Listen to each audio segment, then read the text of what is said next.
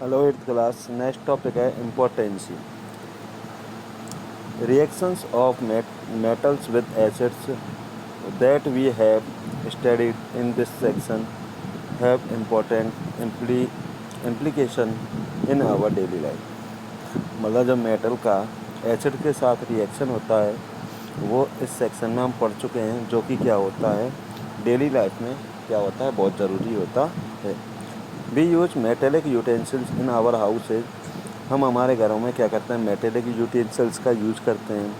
When certain food stuffs with acid in them, specially pickles, curd, citrus fruits are kept in these utensils. जिन food items में क्या होता है, acid होता है, ज़्यादातर उन फूड आइटम्स को हम इन ऐसे बर्तनों में रखते हैं, जैसे पिकल्स, अचार, curd, citrus fruits etcetera. There is a reaction between the acids in the food stuff and metal।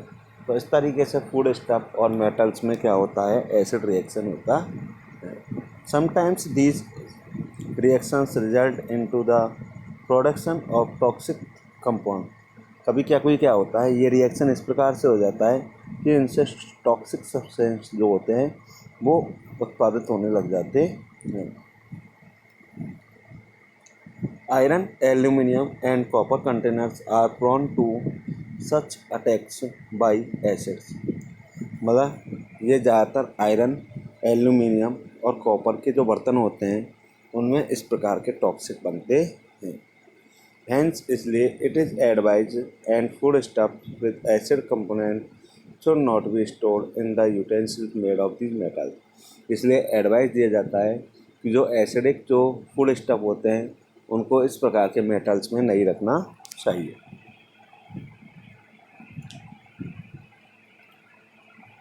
Rust.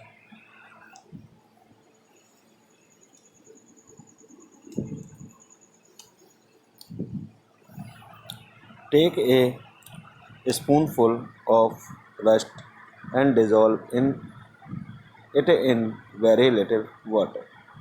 मतलब क्या लीजिए, स्पूनफुल रस्ट लीजिए और इसे बहुत कम पानी में डिसॉल्व कीजिए। सेक इट वेल, अच्छी तरीके से इसको हिलाइए। The rust will remain suspended in water. जो रस्ट है वो पानी में क्या हो जाती है, बच जाती है। Test the solution with red and blue litmus paper. इसको ब्लू और रेड लिटमस पेपर से इसको टेस्ट कीजिए। You will observe that blue litmus remains unaffected. आप देखोगे कि ब्लू लिटमस पर कोई प्रभाव नहीं पड़ता है, जबकि जो रेड लिटमस है वो ब्लू लिटमस में चेंज हो जाता है। It indicates iron oxide is also basic in nature. यह इंडिकेट करता है कि जो आयरन ऑक्साइड होता है वो नेचर में क्या होता है, बेसिक होता है। In general metallic oxides are basic in nature. और सामान्य रूप से देखा जाए तो जो मेटेलिक ऑक्साइड होता है वो नेचर में क्या होता है, बेसिक होता है।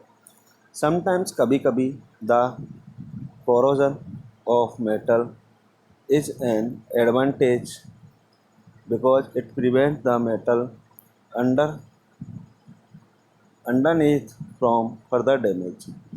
कभी कभी जो कोरोजन होता है, मेटल्स का जो कोरोजन होता है वो एक एडवांटेज होता है, एक लाभदायक होता है, लाभकारी होता है। बिकॉज क्योंकि यह क्या करता है, मेटल को डैमेज होने से बचाता है। For example the surface of aluminium is coated with a thin layer of aluminium oxide when expose to air. मतलब जो एल्यूमिनियम का जो सरफेस होता है उसको एक एल्यूमिनियम ऑक्साइड की थिन यानी पतली लेयर से उसको कोटेड किया जाता है जब क्या होती है, हवा एक्सपोज होती। This protective layer protects the metal underneath from further damage. ये लेयर क्या करती है, उस मेटल को आगे डैमेज होने से बचाती। That is why objects made of aluminium do not corrode। मतलब जो एल्यूमिनियम से बने हुए ऑब्जेक्ट होते हैं वो corrode क्या नहीं होते। Rusting of iron.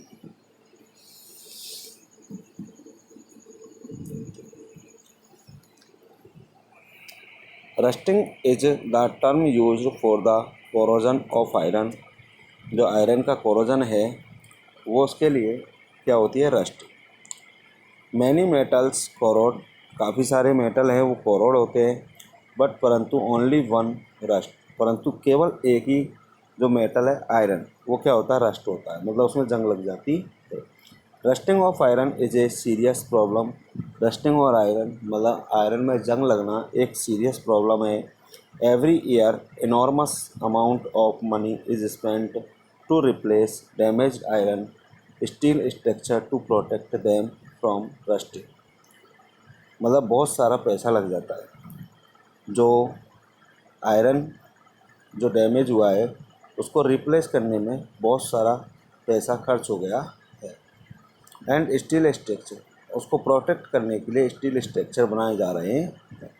When an iron object is left in moist air for a considerable time, यदि जब एक आयरन को क्या कर दिया जाता है, मोस्ट यानी नमी वाले स्थान पर हवा में खुला छोड़ दिया जाता है, तो it gets covered with a red brown flaky substance called rust. तो इस पर क्या हो जाती है, रेड ब्राउन कलर की एक फ्लैकी जम जाती है, जिसे क्या कहते हैं, रस्ट कहते हैं। This is called rusting of iron. इसे क्या कहा जाता है, आयरन की रस्टिंग कहा जाता है। During the rusting of iron, iron metal react with the oxygen in air in the presence of water to form hydrated iron oxide. मतलब आयरन में जब रस्ट लगती है उसके समय पर जब आयरन क्या करता है, ऑक्सीजन जो हवा में ऑक्सीजन उपस्थित होती है वो वाटर के साथ क्या करता है, रिएक्ट करता है, तो हाइड्रेटेड आयरन ऑक्साइड के रूप में क्या हो जाता है, वो प्रोडक्ट हो जाता है, जिसे क्या कहा जाता है, रस्ट कहा जाता है। The number of molecules of water is not fix. जबकि जो वाटर के जो मॉलिक्यूल्स के नंबर होते हैं वो फिक्स नहीं होते हैं। Rust forms on the surface of iron, ज़्यादातर जो रस्ट लगती है वो आयरन के सरफेस पर लगती है। It is a soft crumbly substance, क्योंकि ये सॉफ्ट होता है और ये सब्सटेंस क्या होता है, क्रम्बली होता है। It is soon flakes off and then more iron rust. यह बहुत जल्दी तो फ्लैक्स होता है और बहुत जल्दी इसमें रस्ट लग जाती।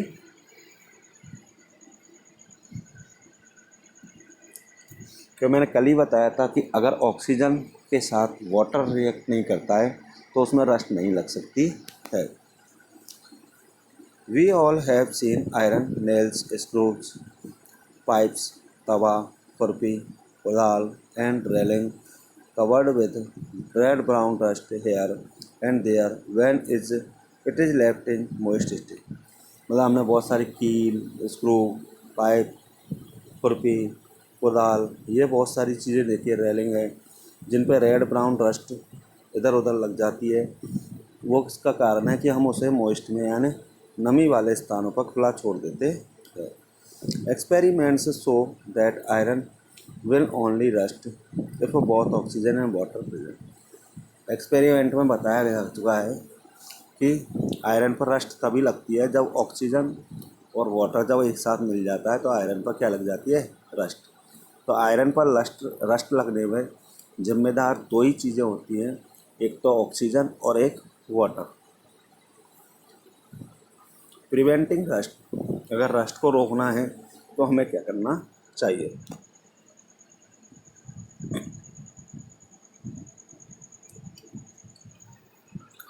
Rusting of iron and steel can be prevented by painting, oiling, greasing. अगर हम आयरन को या स्टील को पेंट कर दें, ऑयल लगा दें या ग्रीसिंग कर दें या प्लास्टिक कोटिंग कर दें या क्रोमियम प्लेटिंग कर दें या गैल्वेनाइजिंग कर दें तो हम उसके रस्ट लगने से बचा सकते हैं। This method allows a coating of a more reactive metal to react rather than the iron और स्टील। दिस मेथड मतलब हमें ज़्यादातर इन पे जिंक की कोटेशन करनी चाहिए। Allowing, this method changes the properties of the metal. ये मेथड क्या कर देता है, उस मेटल की प्रॉपर्टीज को चेंज कर देता है। The oxide of these metals are insoluble in water. इस प्रकार के जो मेटल के जो ऑक्साइड होते हैं वो वाटर में इंसॉल्यूबल होते हैं, इसलिए their suspension does not change the colour of red और ब्लू लिटमस पेपर। इसलिए ब्लू या रेड लिटमस पेपर पर इसका कलर चेंज नहीं होता है। However all the oxides are basic in nature. जो सभी ऑक्साइड्स होते हैं वो नेचर में क्या होते हैं, बेसिक होते हैं। They react with acids to form salt and water as illustrated by the chemical equation. They react with acids, वे क्या करते हैं, एसिड के साथ रिएक्ट करते हैं और साल्ट एंड वाटर की फॉर्म बना देते हैं। Most of the metals react with oxygen to form their oxides. अधिकतर जो मेटल्स होते हैं वो ऑक्सीजन के साथ रिएक्ट करते हैं और क्या बना देते हैं, ऑक्साइड बना देते हैं। Some metals react rapidly with oxygen compare to other metals. कुछ मेटल ऐसे होते हैं जो दूसरे मेटलों की बजाय बहुत जल्दी ऑक्सीजन के साथ क्या करते हैं, रिएक्ट करते हैं। The rate of reaction of different metals with oxygen is different. मतलब अलग अलग मेटल्स की ऑक्सीजन के साथ रिएक्शन अलग अलग प्रकार से होता है।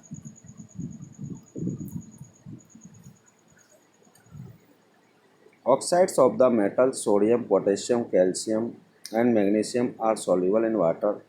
जो सोडियम है, पोटेशियम है, कैल्शियम है, मैग्नीशियम है, इनके जो ऑक्साइड होते हैं वो वाटर में सॉल्युबल होते हैं। They turn red litmus blue. वे क्या हो जाते हैं, रेड लिटमस से ब्लू लिटमस में परिवर्तित हो जाते हैं, इसलिए वो क्या होते हैं, नेचर में basic. Oxides of all metals dissolve in acids to form their respective metal salt and water. कुछ मेटल्स ऐसे होते हैं जो एसिड के साथ क्या हो जाते हैं, डिसॉल्व हो जाते हैं, वो साल्ट और वाटर इनका प्रोडक्शन होता है। हैंस इसलिए ऑक्साइड्स क्या होते हैं, नेचर में बेसिक होते हैं। ओके।